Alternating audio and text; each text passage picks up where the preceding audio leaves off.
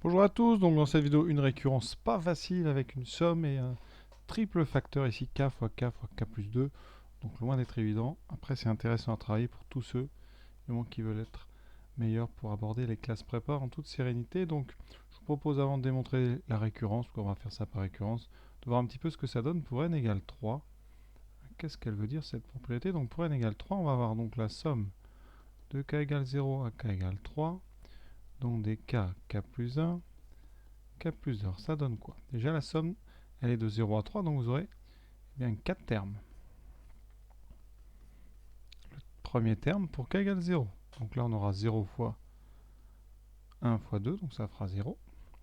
Le deuxième terme c'est pour k égale 1, donc 1 fois 2 fois 3.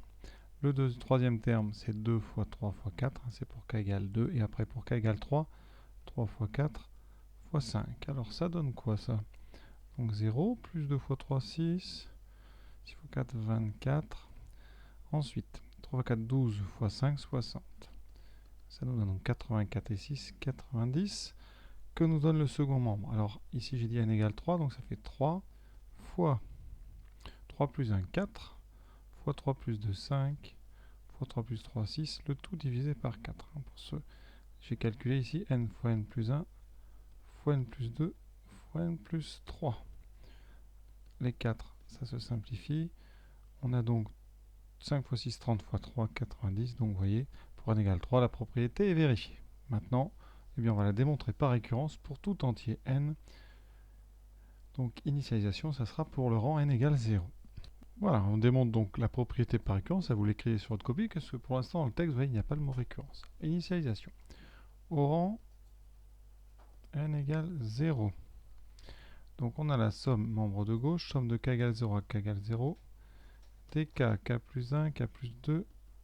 Ça veut dire que vous n'aurez qu'un seul terme, le terme 0 fois 1 fois 2, donc 0. Le membre de droite, on a donc en haut 0 fois 1 fois 2 fois 3 sur 4, ça fait 0, donc la propriété, pour l'instant, ce qu'on vient de faire est vrai pour n égale 0.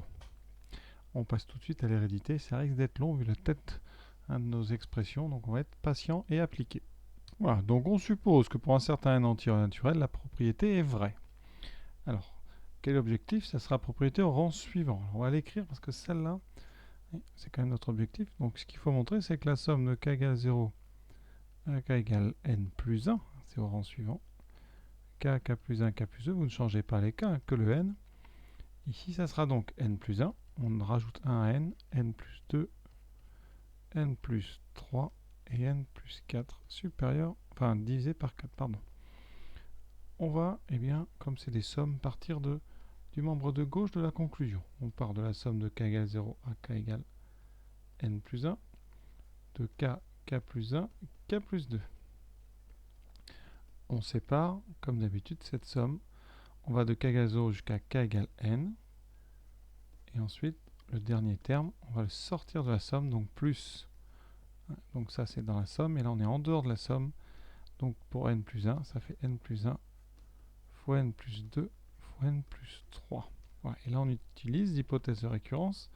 Ce terme-là, c'est donc notre hypothèse. Ça vaut donc n fois n plus 1 fois n plus 2 fois n plus 3 sur 4.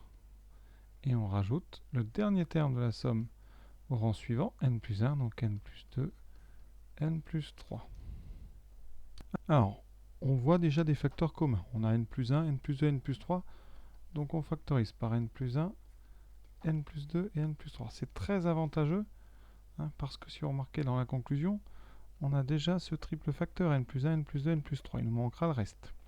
Donc ici, je factorise, ça donne donc n sur 4 plus, et bien là, tout bêtement, vous voyez, n plus 1, n plus 2, n plus 3, n plus 1.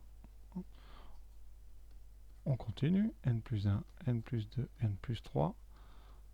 n sur 4 plus 1, on le met au même dénominateur, ça fait n plus 4 sur 4. Et là, regardez, miracle, finalement une récurrence très facile.